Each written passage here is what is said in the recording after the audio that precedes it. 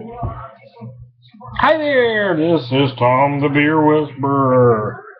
Get your drink with the Beer Whisperer. Hey, Oktoberfest. It's Oktoberfest time. This is one I picked up at Trader Joe's for $5.99 a six-pack. Talking about drinking on a budget, because that's what I do a lot. When I have good beer, but I'm poor all the time. Anyway, that's a whole other subject. But anyway, Joseph's Brau Brewing, it says. Out of San Jose. Look up, I'm not going to tell you who brews it, although I have a pretty good idea, but you can look it up and see what breweries are out there, and you're going to figure it out pretty easily. It's got a nice color. I took this to a tasting the other day, and it was fairly well received, but I brought three. I brought this one. I brought the Marshall's Oktoberfest. Oh, and what was the other Oktoberfest I brought? I'm drawing a blank. And it was decidedly the lighter of the three. 5.325.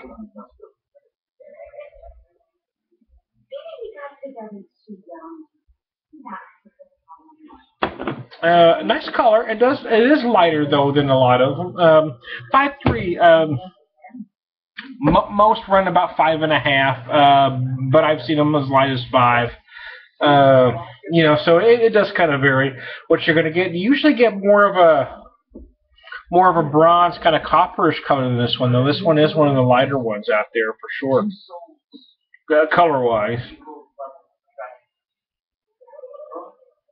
So I think that's kind of what everybody thought was. It doesn't have as much malt character as some of the others. It isn't bad though. It is pretty solid.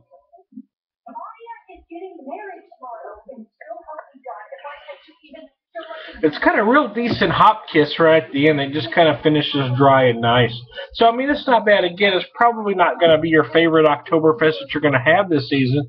But then again, you only spent $6 a six-pack for it. You know what I'm saying? You didn't spend $8, $9, $10 a six-pack for it. So, I mean, you're going to enjoy that. I am. Marshall told me not to marry you. Didn't you realize that?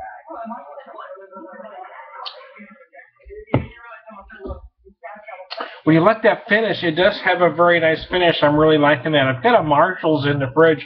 I may try to get that cold and have it later, or bring it out and have it later.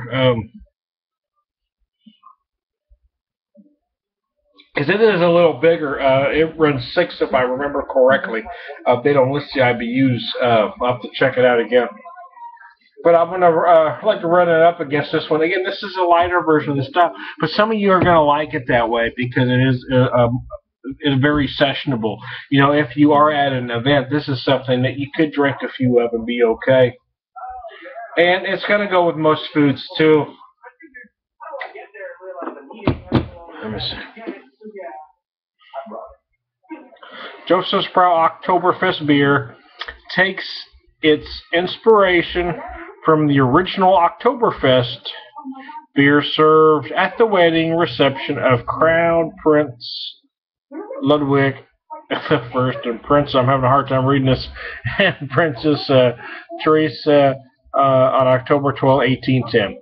The citizens of Bavaria were invited to join the festivities, which recur each autumn for 2 weeks in September and October. The classic German-style lager is brewed from imported dark roasted Munich malt and Hallertauer hops. Those are pretty standard ingredients in this type of beer, resulting in a robust flavor perfect for celebration. 5.3%, 25 IBUs. Nothing wrong with those numbers. Those are pretty solid. They can range anywhere between 5 and 6 generally.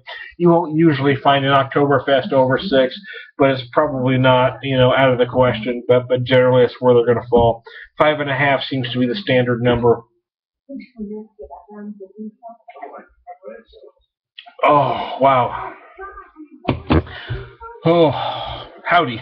I said in an earlier video, I'm in the middle of fixing dinner here. I'm kind of winging these in between. I'm getting ready to I'm doing some pork cutlets tonight, or, similar to a Schnitzel.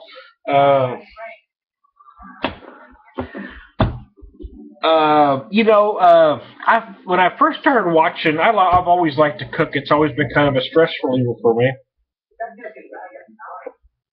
When I first started watching a lot of Food Network shows, I think it happens to a lot of folks when they get out of their comfort zone, they start learning things. You tend to overdo it, and I certainly did. I tend to add too many ingredients, and then once you learn the techniques and all that stuff, and you learn about the various herbs, then you can take it down a notch, and that's what I've done over the years. I started adding way too many. And I see that I've watched. Excuse me. Their show, the next Food Network chef, and you can always see the younger folks on the show always tend to think everything has to have 100 ingredients to make it better. While some of the more experienced cooks, understand that you don't need 100 ingredients to make something taste good. So I've kind of learned that over the years too. I've kind of got to that less is more theory. And this way, as far as seasoning goes on these cutlets, I've gone to pretty much just salt and pepper because I want certain things to shine. I've got a lot of flavor in my gravy, and I'm starting with a broccoli cheese soup. Like I said, I've got this rice that has this. It's basically a white rice, but I've added this mix, and it gives it just great flavor. It really does. It's sprouted brown rice. It's just phenomenal. On its own, it's a little thick, but with white rice, it's really nice and a little gravy. I got a lot of flavor in the gravy. So, and I want the pork itself to shine. I don't want to put 100 ingredients in the batter and take it away from the pork. So my schnitzel itself is basically just salt and pepper. I do a combination. Actually, I do things different. I rarely do anything the same way twice. But I'm doing a combination of flour and cracker crumbs in this one because I like that. I like that contrast and a little bit of the crunch that the cracker crumbs bring. Some people like to use just flour, and some people like to use breadcrumbs or panko. And I have used panko upon occasion, but I'm kind of going old school with this one. Just using a nice, good cracker crumb. So I gotta get to. Whew. I do a flour dredge on mine. Sometimes I use buttermilk, but today I'm just using an egg wash. I do a flour dredge, then into the egg, and then into the flour and breadcrumb mixture. It's kind of how I do mine. And I better get to frying because it's 5 o'clock now. So anyway, hey, thanks for joining me. Thanks for being here with me, man. I love you. Bring it in for a hug. Hey, I'm Tony Beer Whisperer. This is a decent Oktoberfest. It's probably not going to fit in anybody's top 10, but it's certainly worth drinking. So try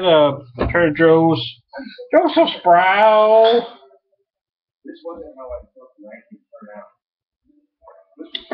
Yum. Hey, y'all have a good evening.